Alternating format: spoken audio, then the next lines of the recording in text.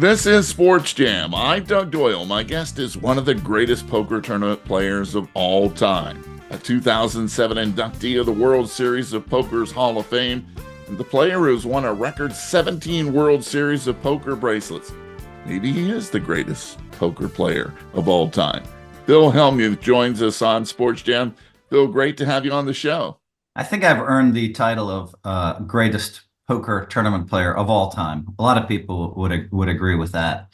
But then, there's a lot of people in my profession that it feels like are trying to take something away from me, oh yeah, he's the greatest, but he's not so good now.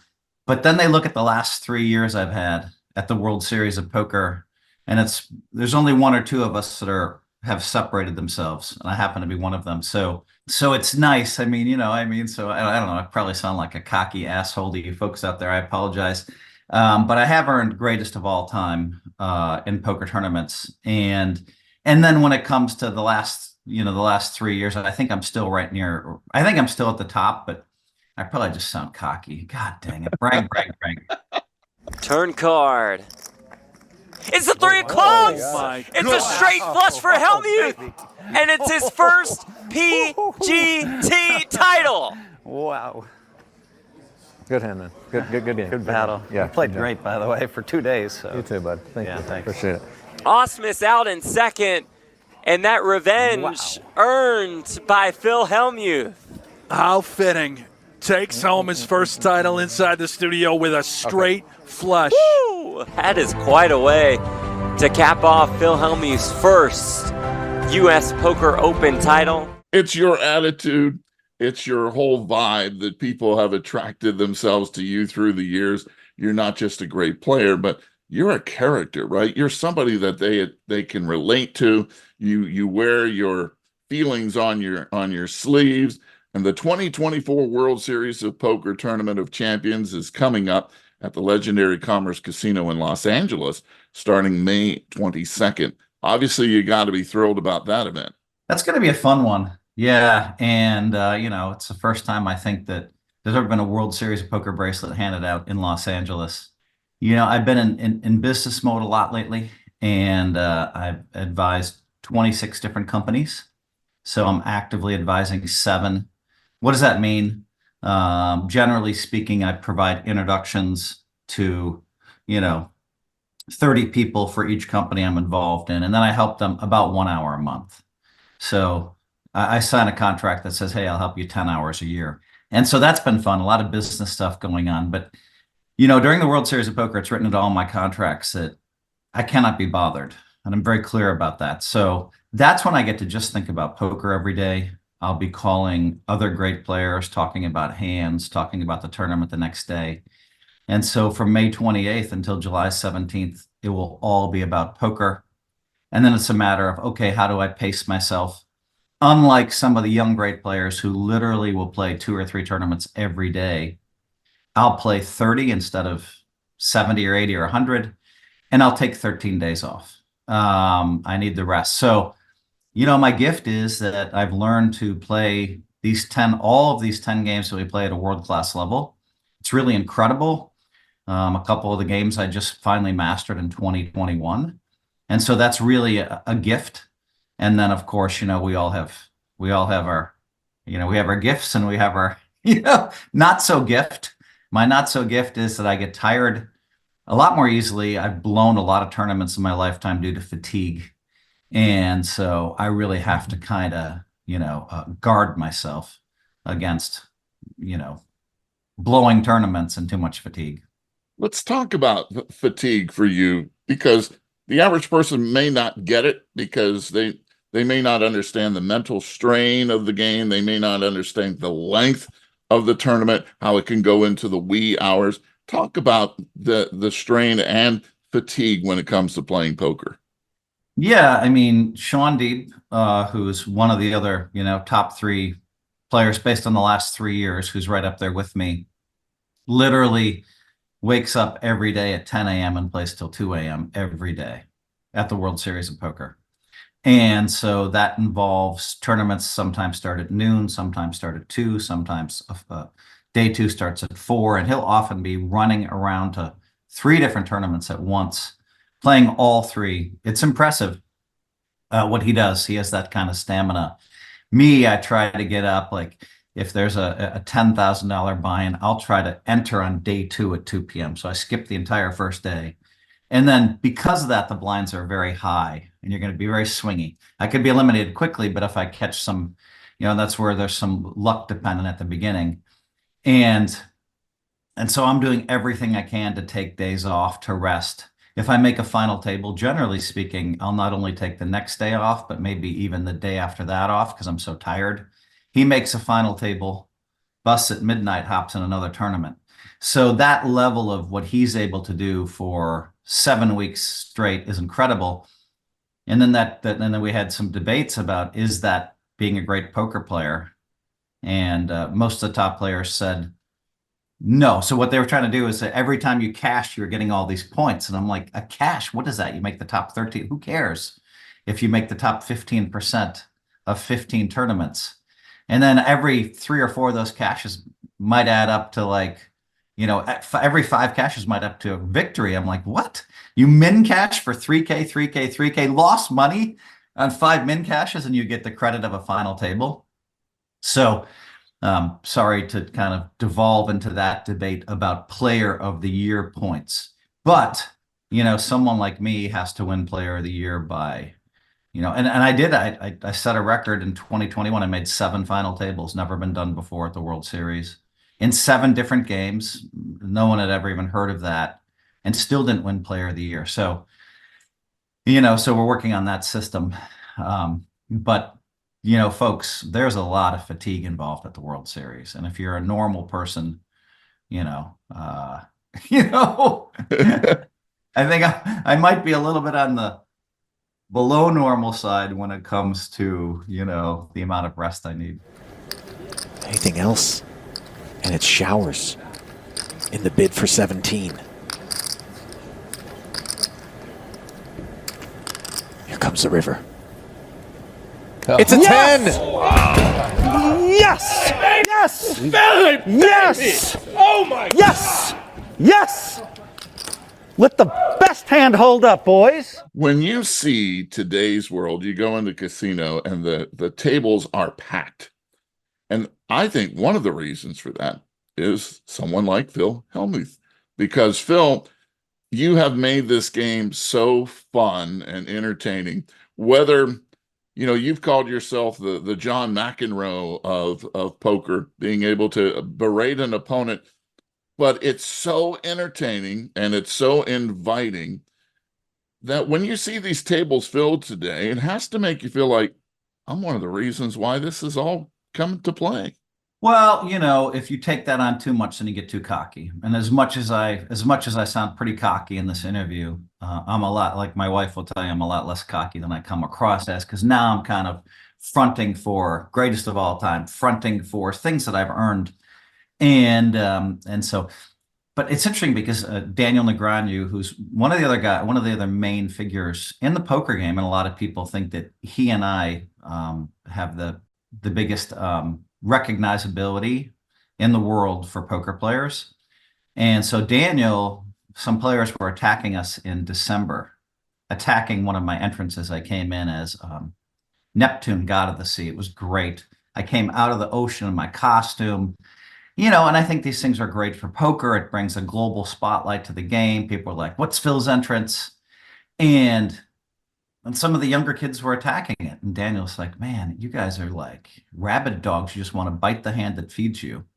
And so Daniel came out and said, hey, I love his nickname, Real Kid Poker, came out and said, hey, Phil and I and a couple of others, are responsible for the growth of poker. And whether you think it's 10% or Daniel thought it was 40 or 50%, I'm more in the 10%. But whatever the number is, yeah, we've helped a lot. And that feels good. And I'm constantly promoting the game. That's what people don't understand, is that I'm always, when negative stories come out in poker, they go global right away. The positive stories don't. So when I see people winning tournaments that are just really good people, and you have to understand the poker world just has so many great people and it's so many interesting people, all walks of life. just a lot of laughter at the table. You play these these tournaments, the World Series, and people are having a good time, And so, I think it's important. So I will tweet out, hey, another really nice person won a tournament. I've been working on since November. I've been trying to work on how to get more female players into the game, and trying to make sure that whenever I film, I want 50% female players. It hasn't worked out to always 50%, but that's what I'm currently working on. And I'm about to sign a deal with a huge poker site. And what I want to do is I want to have 8 men versus 8 women, have the site put up $100,000, have everybody buy in 2 to 5,000. I don't want to limit the people that can play, and have that. And then have people see, hey, we'll start with 4 men at one table, 4 women at one table, and then the other table for television, and just kind of, because I think what happens, with women is, and it pisses me off, is they come and they finally are like, yes, I want to play poker. I can see it's this game, and they finally decide to come and play in a casino, and then some $100 buy, and some drunk asshole makes some comment to them, and they're like, I don't need this, and they walk away. So that's bad. And then so they get kind of cut off before they can start. Now, Jenny Just and Power Poker. Jenny is this maybe the best female entrepreneur of all time. I'm friends with Sheryl Sandberg too, who I think is, right up there with her, the two of them. And there's a bunch of other fantastic, but those are two of the most, no one knows Jenny's name. Everybody knows Cheryl's name. Sheryl was CEO of Facebook and Google.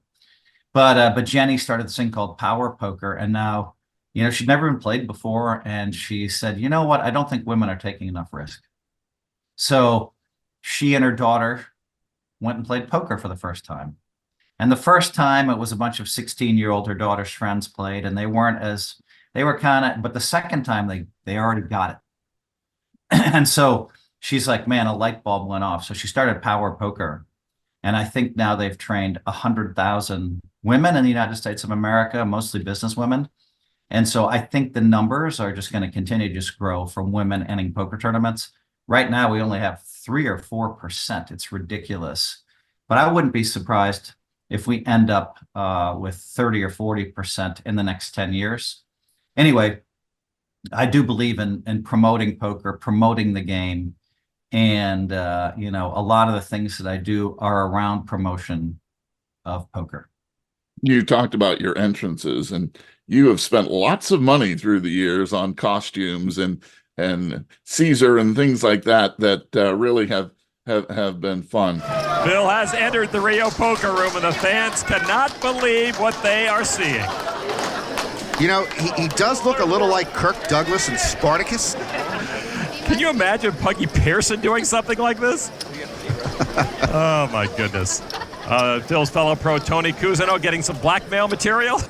Actually, doesn't Spartacus bleed to death at the end of that film?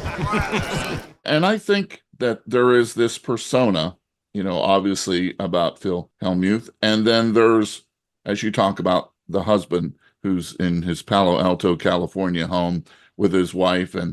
And they are different, but you've been able to make both work. How have you done that? My wife, a lot of people tease me because I talk about how I've never cheated on my wife, and I get teased for that. Oh, Phil, you don't have to tell people that. You don't have to tell people that. And I've been saying that out loud since 2003 to everybody to listen. And people are like, Phil, just shut up. We know you haven't cheated on your wife. And then, and so, but that's something, and as time passes, all of a sudden it's more of a important milestone, an important thing, people following me. And so I'm a family man, and my wife, who I've been with now for 35 years, is here in the house with me somewhere, and she's a doctor at a major university. We're not going to say the name of the university. She hates that, but I'm just very lucky, and our kids are 33 and 30, and one lives a mile north, one lives a mile south. Fantastic. We're very lucky. And so I'm a family guy, and that's important to me, keeping the family unit. And yeah, I've been able to accomplish everything I've been able to accomplish. One of our rules is, hey, honey, you have to come to the Worlds. You have to be there for me at the World Series of Poker. Well, that was an easy contract for her to sign when it was 12 days long. Now it's 2 months. Poor lady. She has to take a lot of time off. She flies literally in and out of Vegas 8 times, she likes Southwest Airlines because now she has all the VIP programs there. Even if I occasionally say, honey, would you like to take a private flight? Oh, no. Yeah. But she is and that bond, is just, having her at my side and all that we've had to she was ready to leave me in 2003 because she married someone. I think, how did she put it? She was very accurate. She said, I married a diamond in the rough. You're still a diamond in the rough. So maybe it was 01, 02. And so we went into therapy. We spent 3 hours a week in intense therapy. And I was devastated knowing that she was potentially going to leave me. In 2015, same thing. I was like, all right, hon, maybe now you need to grow in 3 places. And we went into therapy. It was pretty intense, but we never cheated on each other, which was really smart. And right around, I think that's what happens. I don't judge people. When relationships go sour, I would never judge somebody for cheating. But because she didn't on me in 02, I was in this situation where it would have been very easy. And I'm like, no, just be strong, Phil. Yeah, I have great discipline. And so, and then when you become famous, all these actresses and models are suddenly available to you. My friends are like, why didn't you? I'm like, yeah, I don't want to have to lie to my wife ever about anything, ever. So I get to walk straight forward in life and never lie. Anybody that's kind of has been an asshole to me or been really bad to me, I've forgiven them all. So I feel like I can walk down the hallway of life and never have to turn left or right. I could give everybody a high five. Some of them would be a little harder, but I would definitely still give them a high five. And so maintaining no hatred has been an important principle for me. And, and part of that is being loyal to my wife. And then life's a lot easier. She's completely supportive of me. I'm completely supportive of her. I used to keep having this realization that she won't pick up my phone calls in the middle of the day. And I would get mad and I'm like, oh yeah, she's a freaking doctor. When did it catch you, poker? And do you remember the first time you said, yeah, I like this, but I like it really a lot to a point where I'm hooked? Yeah, I think there's so much skill and beauty in the game of poker. And when you start winning money, you're playing against other people, and all of a sudden you start beating them. And you realize that there's so much skill, and yet there's an element of luck that kind of keeps the average players around for a long time. But most people are always constantly improving at poker. And so for me, I started making a living. That was fun. I liked the game. I liked setting my own schedule. And another realization is when I started playing online poker, you're sitting in front of a computer playing people all over the world and you're paying your bills, and, they probably don't want me to talk about this. And maybe this is the first time I've ever announced this, but it looks like I'm going to be signing a deal with PokerStars. And PokerStars is a global brand. I think we're only in 5 states in the US, but it's kind of cool to sit behind a computer and win a bunch of money. And so just through your own skill. And then, it's very challenging because when you're playing badly, why are you playing badly? Did you have a bad day? Are you letting that affect you? Are you too fatigued? Well, that happens a lot. Are you tilted? 90% of the people, when they take a bad beat, they lose a hand they're not supposed to. You see me raging and being the poker brat. I mean, the guy can't even spell poker. I re-raised to let him know what I had. You peel the king off, a jack off for the sucker. You don't know how to fold a hand. Some of the worst players in the world. I can't believe this is the World Series of Poker. Yeah, go figure, huh? Most people will tilt and come a little bit unglued for a few minutes. That's a normal, natural thing. And so you have to control that as well. Not only do you have to control your emotions, but first of all, if I was playing next to the poker brand, Phil Hellmuth, I would never do that because I would be so intimidated that you either would call me an idiot because I didn't have the right hand or didn't play it well. And that would be the case because I'm not good at poker and don't know enough about the game. But people who see this money, it's not for everybody. You have to be careful what you're doing, right? You have to be careful, you know. I mean, there's money involved, and when I talk about poker, I always tell people, they ask me about poker, and I say, hey, listen, the most important thing is money management. We have poker players that have 50% skill level, that have very comfortable lives because they manage their money.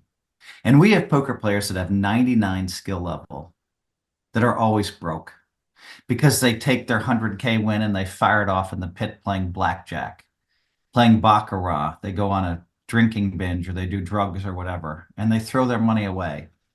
And so money management is just huge. And I used to get made fun of by the younger generation in 03, 04, 07, 10, 12, 2015, 2008. They always made fun of me because I wouldn't take enough chances with my money. And now it turns out that maybe I'm the richest poker player in the world. I think there's something to having really good money management, you know, and for me, I got lucky because I invested in a lot of early stage companies. And I had all of my retirement money in the stock market, you know, and you put $100,000 away in 1998. And I just looked, it was 1.2 million. That's just one of my, that's just one of my accounts. And so, you know, and then if I think I've invested in 35 private companies, and, you know, if you have 2% of a company and all of a sudden it's worth 5 billion, you know, that's 100 million bucks right there, you know. So, and so I've been lucky because I've been my poker skills translate outside of poker. I really believe in people. So I'm not going to invest in, so people pitch me all the time, right? I advise 26 companies. So if I believe, I have to believe in the idea, but even more so the founder, because if the idea doesn't work, can the founder pivot, you know? And so, I'm a proud investor in Prize Picks, and that's a company that's just absolutely killing it. We had more downloads than FanDuel and DraftKings in the last 5 months, despite some legal battles, you know. So let's say there's just one more poker tournament left, just one table, and Phil, you're allowed to invite. Can't be a person who's a professional poker player and can't be a family member. But there are 3 seats at the table with you. Who are you inviting to play a game of poker, your last one? Who would you invite and why? Oh, I'd invite, the Buddha and Jesus Christ, and, and like I'd scour to find who are kind of the 5, biggest religious figures in history. Especially if I know it's my last game, I want to be more connected to a path forward, I mean, we don't live forever. So that would probably be it. It's been, there's been some pretty amazing, connections for me. I feel like I'm connected to a lot of the like coolest people on the planet. Especially now that you're on SportsJam. Yeah, played with Kevin Hart. Draymond Green, I love him. I'm having a birthday weekend with, like, I call it the billionaire besties birthday weekend. Flying to Vegas right after this interview. Elon Musk has been invited. It's been, and so it's a little crazy. I'm hosting Tiger Woods' charity event May 30th at the Aria. Someone who I watched a lot. Michael Jordan, someone who I watched a lot. I'm always surprised when I see MJ, and he's just like, I mean, I saw, like, one time I was at Aria, and he's sitting in just getting in a limo, and I'm like, okay, he sees me, and it's Michael Jordan. He's not going to get out to say hi to me. Jumps right out of the limo, comes over to say hello, and I'm like, oh my God, mind blowing, that kind of stuff. Another time I was at Aria, and I see MJ and he's walking with Pops. They're walking like step, step, step. Pops, it's in the 70s or whatever. And I'm coming up fast behind him, because, with my headphones and because I get mobbed in Vegas a lot. And if anybody ever catches me, I'll take the pictures, but I try to move fast.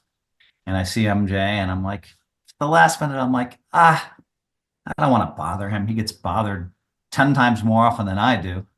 And so I just, pull my sunglasses up. Hey, good to see you, MJ. Good to see you, Phil. Boom, I'm gone. Turn the corner, near Carbone for people that know the area. And I open the VIP door there. And MJ's run to catch up with me. And I'm like, MJ ran to catch up. How cool am I, Is basketball one of your favorite sports? Which one would you watch? Yeah, but I mean, watching Michael Jordan, in the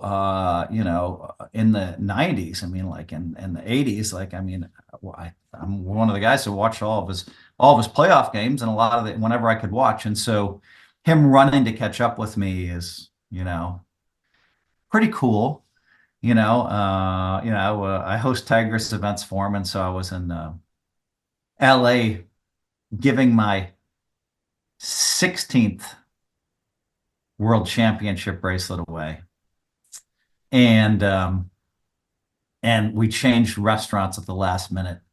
So we're at Nobu, in Malibu, and the waves are crashing.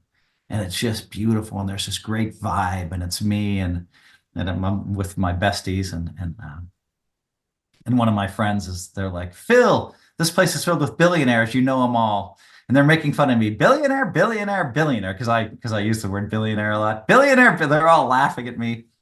And then all of a sudden I get tapped on the shoulder. It's Tiger Woods. And I'm like, wow, what the? So I jump up and a thought crosses my mind. I'm going to take my 16th world champ. We're just given to Sky Dayton. And I'm going to say, Sky, give me the bracelet. And I'm going to say, to Tiger, and I probably should have asked him how his health was, but he doesn't want that. I hadn't seen him since his accident. And this was a year after the accident, year and a half after the accident he had. And I'm going to pull the bracelet out and say, this is what it's like to have 16, bitch, to Tiger. And he's going to love it. He's going to give me a high five because I know that's what he wants. And I pull it out and I open it up and he's like, oh, Phil, that's your 16th. Remember, he has 15. So, and I had 15. And so we're kind of tied for, and I know who the all-time tennis greats are. And I also hang out with Michael Phelps. He has 23 gold medals. And so I kind of know who the all-time greats. I was with Federer the other day. And so I'm going to just tease him. And he says, oh, Phil, that's your 16th world championship bracelet. It's so beautiful. I knew you could do it. Now I can't make fun of him. But I hosted this event 2 months later. And I had the microphone all night teasing him. And so this is the kind of stuff it's just kind of a little mind-blowing, but you become more and more used to. Yeah, speaking of the mind-blowing stuff, it's a little weird. You're right. We mentioned before we started the interview, it seems weird that I'm finally getting a lot of love. People are realizing I'm a really good person. The poker world's always defended me staunchly. Oh, Phil's an asshole at the table, but he's just a great person. He's like McEnroe, he loses it. And so the World Series of Poker last year, on the first day, 28 people came up to me. And remember, I'm walking fast with headphones. 28 people got my attention to tell me, I love you, Phil. That's mind-blowing. And I'm like, what am I called? Honey, what am I supposed to do with this? It's the first day of the world. If I get cocky, I'm not going to even. If I get cocky, I'll float away and I won't win it. I need to win. I need to be focused. I need to be in the moment. And probably 20 years ago, I would have let that affect me, and I probably wouldn't have played great poker for a couple of weeks. And that's the way the ego works. But because I called my wife and said, honey, at least they know that I'm a good person now. Because the image that's been projected of me to the world is Phil's an asshole. And then the poker world's always defending me. Poker world's always mad at me. Phil, whenever I tell someone I'm a pro, they ask about you. I'm sick of this. And they're laughing. And so anyway, this stuff can be a little mind-blowing, and you have to battle your ego. And I think a lot of celebrities are not good at that. And so I'm working on that. And there it is. Hellmuth wins the championship. So Phil gets the money. the gold bracelet. But perhaps best of all, he has the knowledge that he beat one of the all-time greats, Johnny Chan. With me now, the new World Series of Poker champion, Phil Hellmuth. And Phil, what was going through your mind in that last hand? Well, I knew I was a 2-1 favorite. I was just praying. I was just praying that he didn't. We're playing $1,200,000 pot there. But even if he wins it, I still have $500,000 in chips left. So I'm not going to be out of it. But it's a real good opportunity to knock someone out of the tournament right there. Last question for you here on Sports Jam. What meant more to you, first bracelet or the 17th? Well, it's a good question. See, the first bracelet was the main event. That was a lifetime goal. So I already had a goal sheet written, of win the main event. I wrote that goal sheet, and then a year and a half later, I won the main event. So that's pretty spectacular. 17 is incredible because it separates. There's 3 guys sitting on 10 bracelets. And, Doyle Brunson, who was, kind of the man in poker. Unfortunately, we lost him last year. He died at age 89. Johnny Chan and Phil Ivey both have 10 bracelets. Chan doesn't play as much, but Ivey's in there playing a lot of World Series tournaments. So he can, catch me. A lot of people predicted he would catch and pass me when I think I had 11 and he had 9. And I just kept going. I kind of just had a vision that I was going to win 24 bracelets and just kind of said, okay. In 1993, I'm like, yep, you're going to win 24 bracelets, and just kind of felt like that's what's going to happen. I think I have 12 seconds and 17 first. So if I could have converted those 12, I'd be on 29 bracelets. So the all-time total is important, and I just have to keep adding on to that. I need to keep myself healthy and just keep moving forward. So I guess I do want to ask you one more. Why are you the best in this game? Because there is so much, there is luck. You've talked about the skill that's needed, but to maintain this excellence for so many years, there has to be one particular thing that puts you ahead of the others. And I know you know what that is. Tell us what it is. Yeah, that's my reading ability. And so I nicknamed it White Magic. So now people always say, oh, Phil is White Magic. It's not. It's not. The only reason I named it White Magic is because Black Magic sounded too negative. I remember the moment where a famous player came up to me and I said I folded this particular hand, and the masses I could never fold. I think I had Ace Jack and someone moved in. And so I'm not allowed to fold. And so I started talking about how I used a couple of minutes to make this fold. And the other person said, well, what do you mean? You can't fold there. Da, da, da. And I said, no, there's a reading, but he said, what do you mean? And I thought, oh my God, to him, what I'm doing is black magic. And in that moment, I said, it's just white magic, which I call reading ability. And I mean, that's what separates me, right? And so it turns out that it might be that only 3% or 7% of the world has great reading ability. It's a very small percentage. And then if you have that, the strategies, as long as you remain.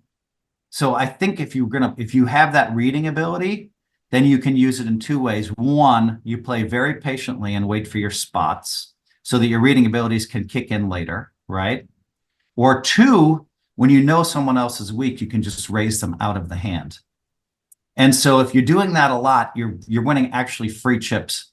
So if I play in a tournament and 15 times I make a move and I get away with all 15, then I'm going to have to be really unlucky to be eliminated from that tournament, because I built such a stack that I might go out because I have queens against ace king, like a coin flip where the money has to go in. But sometimes I built up so many chips that when I have that flip, if I lose it, I'm still in there.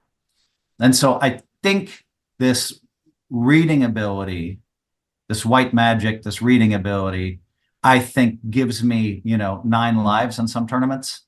And so anytime you have extra lives, you have a much better chance to win. So a lot of people are just like, I had this, I had to go all in, and I went broke. And then I'm like, well, I had this, but I knew the other guy had a better hand, so I just folded. And so if you have reading ability and you understand what they're doing, then you have a very long road for success in poker. And he is also a bridge because he mentioned Doyle Brunson. He has played many times at the table with the legendary player, and now he continues his own legacy. Our guest here on Sports Jam has been the amazing Phil Hellmuth, and you can see him on the 2024 World Series of Poker Tournament of Champions. He'll be running at the legendary Commerce Casino in LA starting on May 22nd. Great to have you on the show, Phil. Way too cocky again. I'm working on it. Thanks a lot. Sports Jam is a WBGO Studios production. You can hear all the past shows by going to wbgo.org/sportsjam or wbgo.org/studios. You can also find Sports Jam with Doug Doyle on the NPR list of podcasts or wherever you hear podcasts. Special thanks going out to Marlon LeWinter for hooking us up with Phil Hellmuth. Until our next Sports Jam session, I'll see you at the game.